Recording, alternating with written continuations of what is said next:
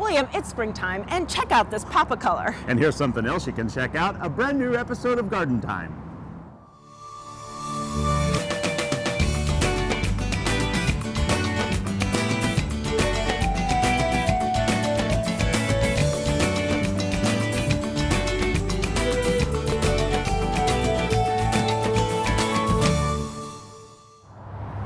Welcome to Garden Time. We're at Sugawa Nursery up in Woodland, Washington, and like all the local garden centers, they are just filled with early spring blooms. But it's not just the early spring color they also have a great selection of wonderful plants already. In fact, later on in today's show, we're going to be talking to Brian about how you can plant a successful fruit tree. Also, coming up in the show, we'll give you tips on pruning your climbing rose. But coming up first, taking care of those indoor plants.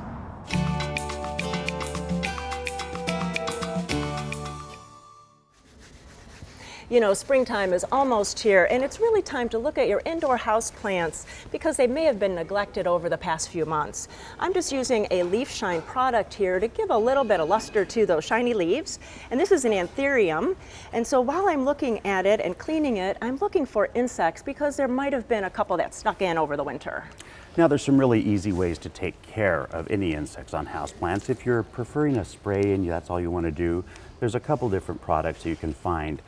This is just an insecticidal soap, so that's generally a non-chemical product. And then right next to that is mites. Now, a lot of us do have spider mites and things like that. That's a specific, another organic product from BONIDE that deals with spider mites. One of the things I love, though, is this granular insecticide granule. All you do is spoon out the right amounts into each plant. You till it in a little bit with a little fork or something, water it in, and that takes care of it for up to 6 weeks. So that's really handy.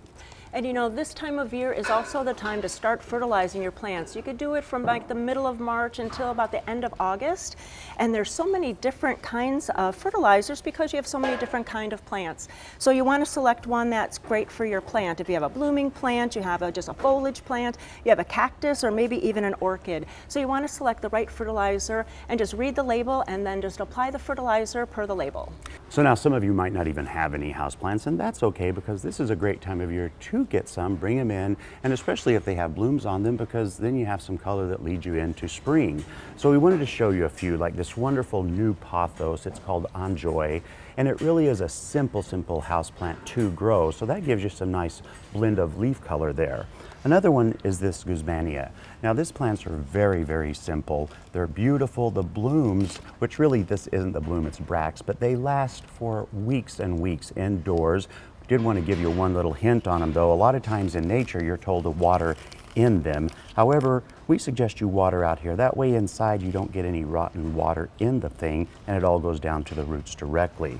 And then of course we're going to show another pothos. Because of all the houseplants, they really are the easiest to grow. This is a wonderful variegated yellow and white one. So this one will grow up or down. You can also put it in a hanging basket and let it fall down, and they're very forgiving if you forget to water them every once in a while. And then for some more color, this was the anthurium that I was cleaning earlier. The blooms come in this beautiful pink and light pink. They come in a deep red. They come in pure white. There's even some orange and purple. There's many different colored varieties. These will bloom and bloom and bloom. They need a lot of bright light, like a north window or an east window, and just keep them a little bit moist. And then also fertilizer. And then this dark pink plant here is called Calancho, and it's another nice little bright color of blooms. They also come in a red, a white, a yellow, orange. Really, there's some for every season to brighten up your home. So until we can actually enjoy the spring colors outside, why don't you pick yourself up some beautiful houseplants so you can enjoy spring color inside right now, and they have them at all of your favorite garden centers.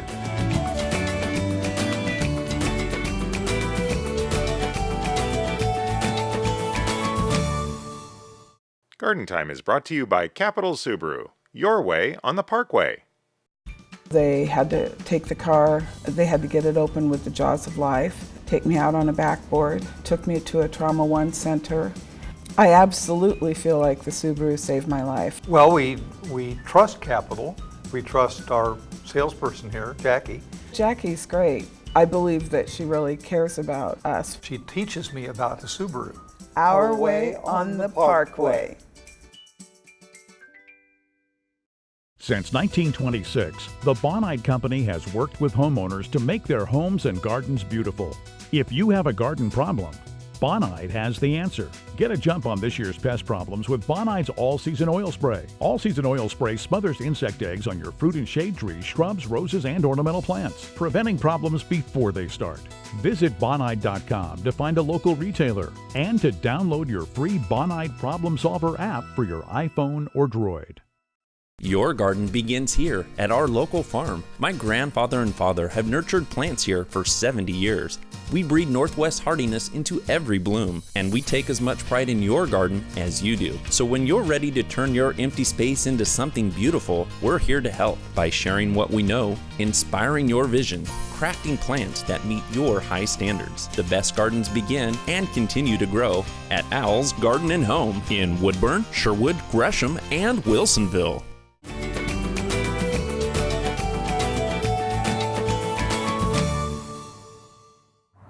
Well, it's springtime, and if you love fruit trees, you want to put some in your yard, Sugawa Nursery is the place to come. I'm with Brian Sugawa, and so Brian, it looks like there's a couple different fruit tree types that we could put in. So talk about this one. This one is called a bare root fruit tree. Right, so containerization versus bare root.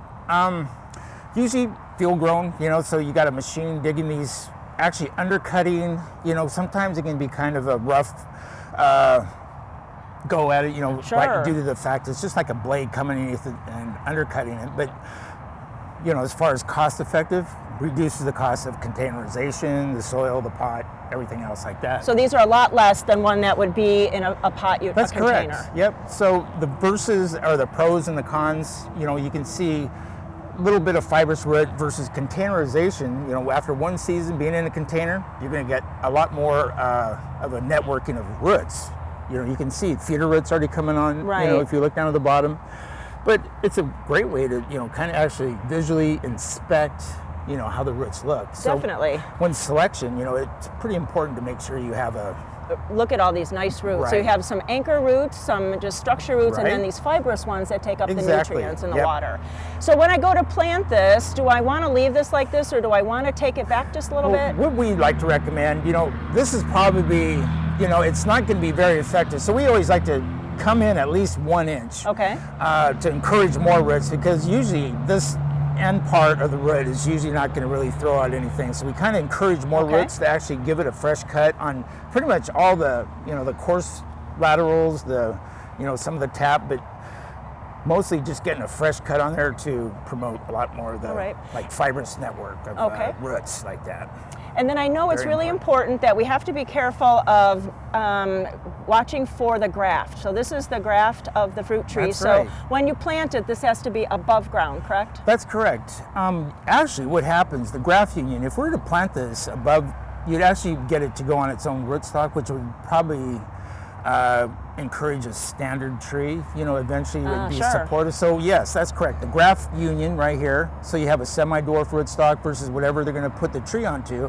We want to aim for right below that graft right there. Okay, and then on a tree that's containerized, you want to do the same thing. You want to plant this like you plant any shrub. That's right. This would be like on the level of the soil around Pretty it. much. This is all, the rootstock. So you could actually, if you didn't like the looks of this, That's done. Mhm. yes, that's, you could probably, you would not want to plant it any deeper than that. right there at Okay. the graft. That's correct, yeah. Brian, now what would we do with the roots on this kind of a containerized fruit tree? Well, the containerized fruit tree, actually you can see, a lot more fibrous roots. You got an excellent root system. So the difference would be, it's going to get established a lot, probably more successful this way. You'd probably want to consider loosening that up, and Okay. it's pretty much good, ready to go. Not too much to really look for on that. What else would we need to have a really successful planting then? I would definitely consider, with a range of different soils, but usually going to have a lot of clay. We always want to add organic material, some kind of starter fertilizer. I highly recommend organic based, along with the liquid one right there, the root and root grow product. stimulation, That one okay. actually is helping the customer understand they need to be watered in, but it has a little bit of nutrients, like a little bit of nitrogens and soluble stuff like that, along with some rooting agents that help promote root growth. Well, as you can hear, the success to have good fruit trees is the success in planting them. You've gotten all the tips right now, so come out to Sagawa Nursery, talk to Brian and his staff, pick up some fruit trees, and have an orchard in your garden. Thanks so much, Brian. Thanks.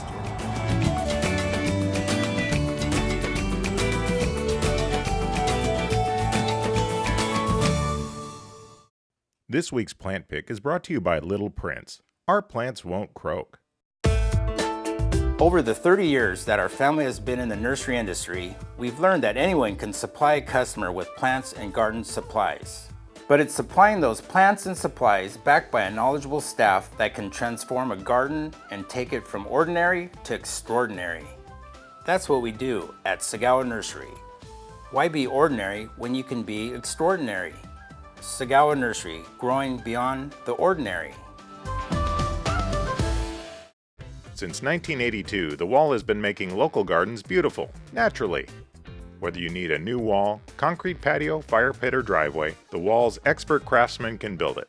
We back up our work with a 5-year warranty, so you'll know it'll last. We use the highest quality materials, including stamped colored concrete, natural stone, and we're the leader in using recycled concrete. Create an outdoor environment you'll enjoy for years, with the help of your friends at The Wall. For over 100 years, Collier Arbor Care and Bartlett Tree Experts have provided tree and shrub care services to the Portland metropolitan area. From large tree and small shrub pruning, tree removal, and stump grinding, we can handle all your tree care needs. Our arborists diagnose and treat your toughest insect and disease problems. We also have organic solutions for growing and maintaining healthy gardens, as well as organic nutrition for your trees and shrubs. Collier and Bartlett, environmentally friendly since 1907. Welcome to Blooming Junction, where it's easy to connect with nature.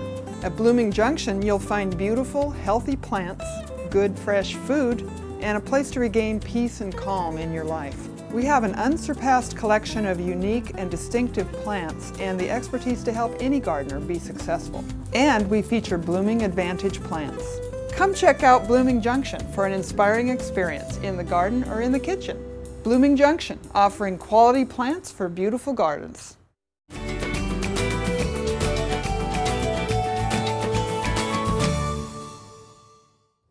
Well, I'm up at Pittock Mansion, and it's just a little bit chilly here and a little snow, but we're talking about climbing roses. I'm with Rachel, and so Rachel, you're usually at the Rose Garden at Washington Park, but we're up here at Pittock to learn about climbers, not just that you know how to do hybrid teas like we always talk about. So how is this so different than a hybrid tea more shrubby?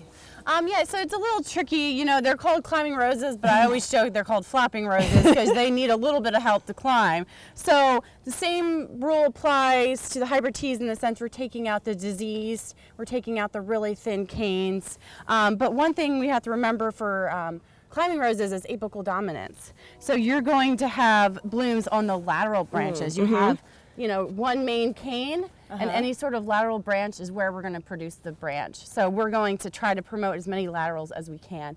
And then so we're going to promote this vertically, and I'm just going to kind of show you an example what I'm going to take out. Sure. You know, this looks a little good, but this is, you know, this is very old. It's really not going to produce that. Okay, so we're going to take that one out. So we're going to take that out, and by taking it out, we're going to be able to see a little bit better what's going on. And so do you think that you have to look down the road with climbers more so than a hybrid tea? Absolutely. With climbing roses, you really have to be thinking about next year. Okay. For example, we have this, let me cut this out so you can see it a little bit better. Okay, that's old. Yeah, so you can see this nice new cane it's beautiful. coming in. That's been, you know, that was there from last year. So, and it's just going to have like a newer growth, and we're going to promote those laterals. But knowing with the season to come, you're going to be checking around the base looking for the next nice healthy cane that you're going to promote, you know, how you're going to train. Okay, what do you think about this one here? Because it looks like it's pretty old. Yeah, so this one's pretty old, but you know, we really don't have too many replacements. So what I'm actually going to do is I'm just going to cut it a little bit. So I'm going to cut that there, and I'm actually going to cut, you know, actually I see a little bit of a borer damage, so I'm actually going to cut that down a little bit more. See it clean. There we go. Now we have a nice, clean, healthy. And then by cutting this, we still have the lateral. We still have the laterals that will promote the bloom. So you're just kind of going to create this main cane and then the laterals off of it. All right. And this is kind of interesting that it's in an obelisk. It's a climber. It's not on a trellis, not on an arbor, in a perennial border. Absolutely. So, as I said, the laterals are where they're going to bloom. So you have down here, you really aren't going to have too much bloom. So what we have is we actually have some roses, we have some perennials in front of it to create that bloom. So when you see the blooms up at the top, you're just looking at, you know, a whole different depths of blooms. Right. And you have a different style on a fence. So let's go across there and teach us how to prune that one. Absolutely. So this style of climber is totally different than the one we saw in the perennial bed. So what do you want to do here? So this is actually going to take more of an espalier effect.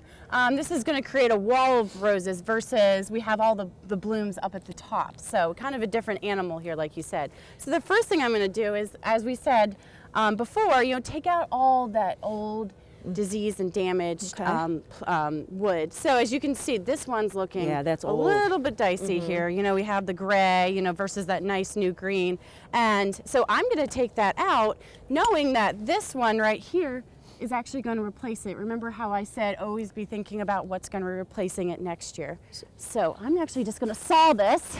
Well, that was pretty easy. That's a nice sharp saw. Yeah, exactly. Just going to have a few offshoots you just have to take off. Right. But another thing that once we'll get this out of the way. Okay. Oh man, what a monster. Well, that was a big one.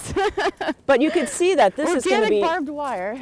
This is going to be nice and fresh for this season. That's going to be great. Absolutely. And so once again, we're going to promote the laterals. So this is, I'm actually going to take off just because it's just a little too crowded, so I'm going to take this one off. And would you rather have it more two-dimensional? You don't want it coming out to these little shrub roses too? Yeah, I'm actually going to try, the goal is to put it up against the wall, okay. create a wall, and we have some jute that we can just tie it up at the end. Perfect. So once I get this cut, you see a little bit better about what I'm going to do to the horizontals. And Rachel, it's March now, so we could have done this in the fall, but it's really not too late to do it now. It's not too late to do this. I would recommend doing it like when you're doing your wind pruning. Start working on your climbers as well. Well, we're going to have Rachel do her pruning, and because it's so hard to talk while she's pruning, and we'll meet her back in just a minute. Well, Rachel, you really were aggressive when you took off this plant material, so you really want to head back all of these laterals, is that right? Absolutely, and that just creates kind of a neater look, and once again, the blooms are coming from the lateral from last year's growth. So just kind of cleaning them up a little bit. It's kind of good to keep them uniform in size, just because it just makes for a better shape. And then another thing to think about is, you know, you have all this, you know, it's a flapping rose, not a climbing rose, as we've established. So you're really going to have to train it yourself, and what better use for it than jute here. So as you know, I'm trying to train this long cane up against the wall, kind of make a wall of blooms. And so in order to do that, I had this jute just to kind of hold it back a little bit. And then at the very end, what I would do is just push it all back. I'd take one big thing of jute and just kind of train the entire rows into it. Right against so it. That way you have these little ones that can't quite reach the back, can still be pulled back and won't go, you know, knocking someone out or something. Well, really, this has been so informative. Thank you so much for all these tips. Really? Yeah. And if you have these at your house, you could try that and really get them against a fence, which is something different for a rose, or come up to the Pittock Mansion and see exactly what we did here. Thanks so much. Absolutely. Thanks for having me.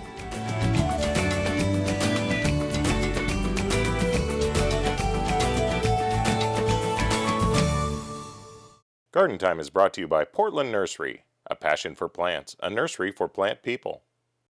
Hi, I'm Sarah from Portland Nursery, where spring is our favorite time of year. It's the time to prepare your garden for planting. We invite you to get a jump on spring with our huge selection. Let Portland Nursery's staff of professionals help with groceries you can grow. We've got the seeds, veggie starts, and expertise to ensure your success. Visit portlandnursery.com for a list of classes and special events. Portland Nursery, helping make your backyard your favorite destination at 50th and Stark and 90th and Division. Your garden is only as good as the ingredients you use. That's where Black Gold can help. Black Gold Seedling Mix is formulated for successful seed germination and strong seedling growth. Black Gold Seedling Mix is organic and OMRI listed, so you can start this year's organic garden outright. Look for Black Gold at your local garden center or go online to blackgold.bz. Black Gold, all the riches of the earth. Judy, Yep. do you remember when I asked you if you liked me? I mean, if you really liked me? Yeah, I liked you on Facebook. Yeah, well, I need you to do that again. Well, we really need everyone to like the new Facebook page for Garden Time. So you just go to gardentime.tv and click on the Facebook icon and like us again for our brand new page. Standard TV and Appliance asks, what do you want in new appliances? Do you want GE's gas, electric, convection, induction, stainless steel, slate, French door, Energy Star, top load, front load, high efficiency, or huge capacity? I want it all. Yeah, I want everything. Refresh and save with GE Cafe. Upgrade your kitchen and save up to $1,500 when you buy 4 GE Cafe appliances. Standard TV and Appliance.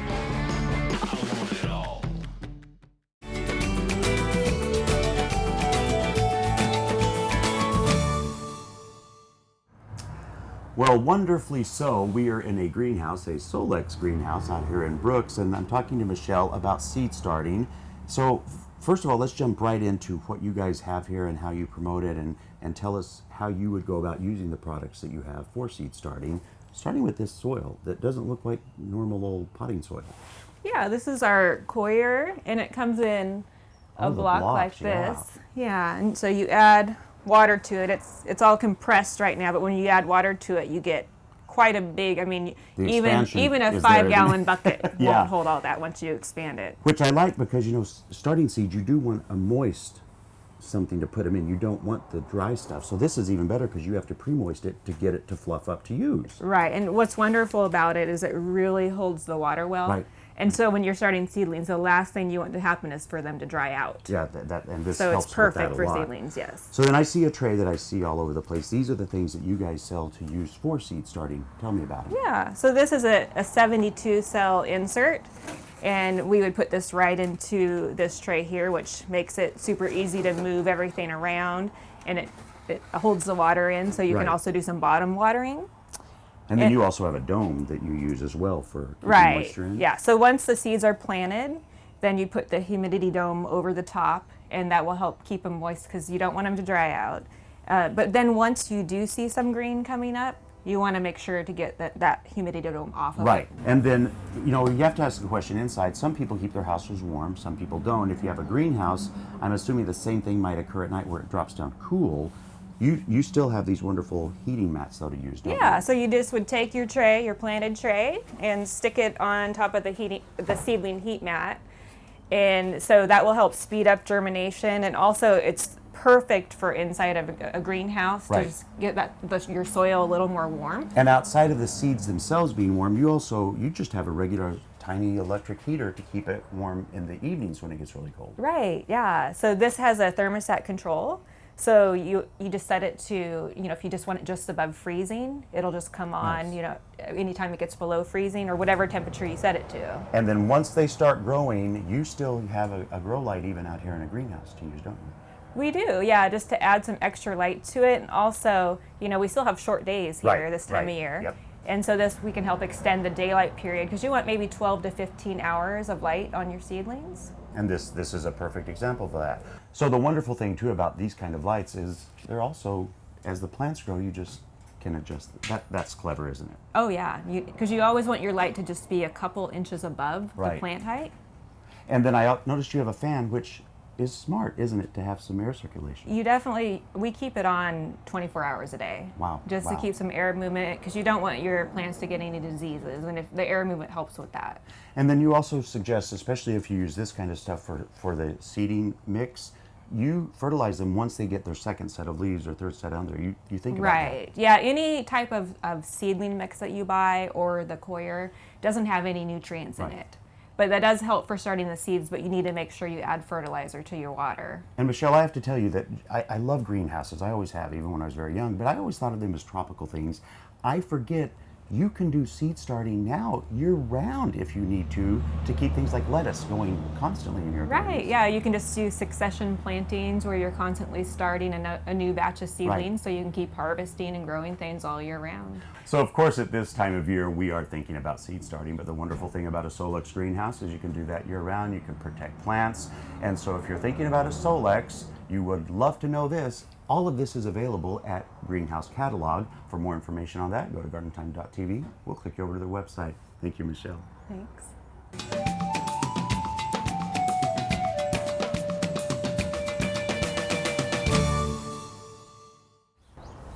Well, I am at Palmaris Nursery up in Northwest Portland. I'm with Wes, and Wes, what do you do here? I'm the buyer of the nursery and also designer. And can you tell us a little bit about the nursery? We've been here for about 15 years. We specialize in unusual plants, topiary, indoor plants, and containers. And I see that you have a really cool, we call it a house strip, out on the area right by the street, and there's really cool plants there. Yeah, we've planted that to let homeowners kind of have an idea of what they could do with their house strip. It's a lot of drought-tolerant plants, including manzanitas. And we're talking about manzanita here. Little Prince of Oregon is one of our sponsors, and they talk about plant picks every so often. And so I'm with Mark, and Mark, it's great that you have manzanitas, and you can see them right here too. Yeah, so there are some great installations just out on the street that were done by Sean Hogan, who is kind of a legendary designer who uses a lot of manzanitas. So Mark, tell us a little bit about the manzanitas. Okay, so manzanita is the genus Archostaphylos, and kinnikinick is a common name for that.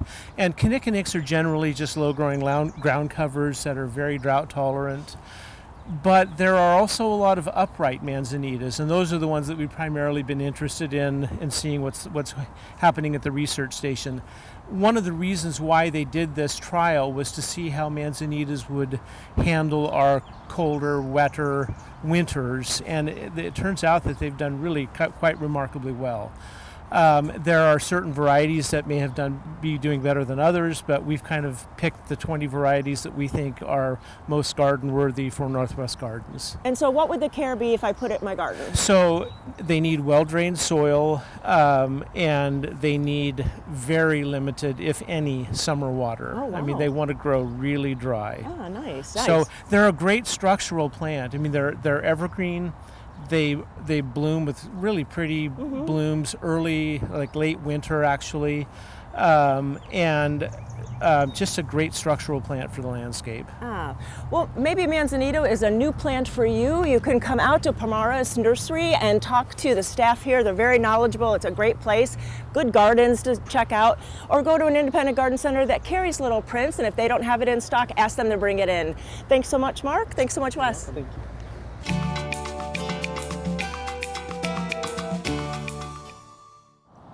Thank you for watching today's show, and thanks to Sagawa Nursery for letting us hang out. And don't forget to mark your calendar. It's less than a month away for the 16th annual Garden Palooza. And so for more information about Garden Palooza or anything you saw on today's show, please go to gardentime.tv. Thanks for spending time with us today, and let's do this again next week right here on Garden Time.